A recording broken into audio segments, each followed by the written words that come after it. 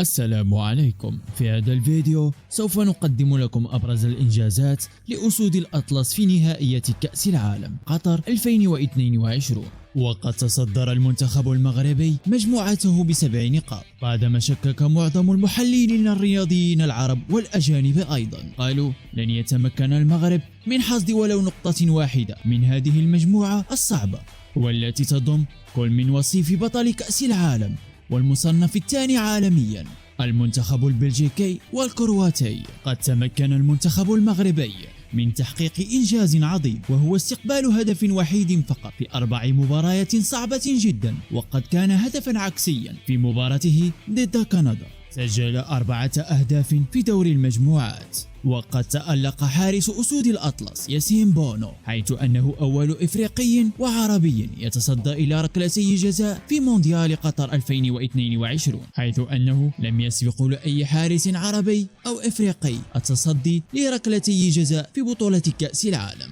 وقد قال لويس إنريكي مدرب المنتخب الإسباني: لقد اخترت أفضل مسددي ضربة الجزاء عندنا، ولو كان بإمكاني تغيير شيء سيكون ياسين بونو. والإنجاز الثاني الذي قدمه أسود الأطلس، حيث يعتبر هو رابع منتخب إفريقي يتأهل إلى دور الربع النهائي. وقد تأهل المنتخب المغربي إلى ربع النهائي كأس العالم 2022 بعد فوزه على نظيره الإسباني بركلات الترجيح يوم الثلاثاء في اليوم الأخير من مباريات الثمن النهائي.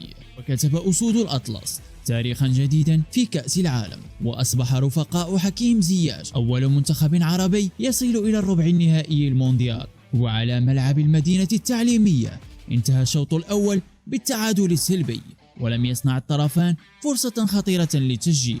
وكعادتها في المباريات السابقة استحواذ إسبانيا على الكرة لفترات طويلة، بينما اكتفى المنتخب المغربي بالدفاع لامتصاص الضغط في انتظار فرصة لشن هجمات مرتدة. وأتيحت لماركو أسينسيو أخطر فرصة لإسبانيا في منتصف الشوط الأول، إذ ركض بالكرة في يسار منطقة الجزاء وسدد في الشباك من الخارج، حيث كانت هذه الفرصة الوحيدة للمنتخب الإسباني. وجاءت أفضل فرص للمغرب قرب نهاية الشوط عندما سدد نايف أجرد برأسه فوق العارضة من مدى قريب.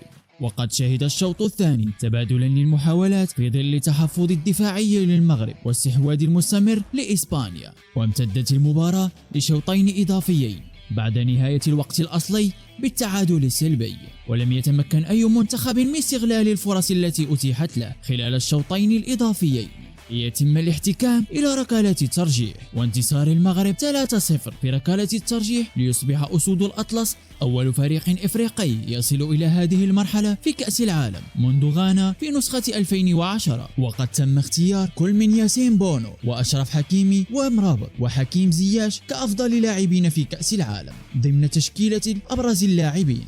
وبعد هذا الفوز انتقل المنتخب المغربي في ترتيب الفيفا إلى المركز ال15 بين أفضل الفرق في العالم.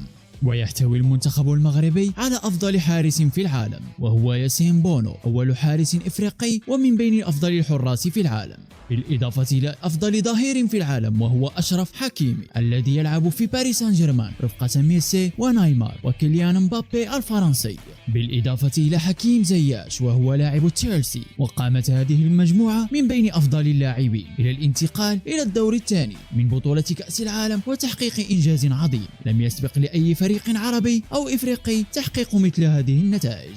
ومن هنا نتمنى الحظ الأوفر لأسود الأطلس في مباراته القادمة. وهنا نصل إلى سؤال الحلقة: من هو أفضل لاعب في المنتخب المغربي بالنسبة لك؟ ونراكم في حلقة قادمة إن شاء الله.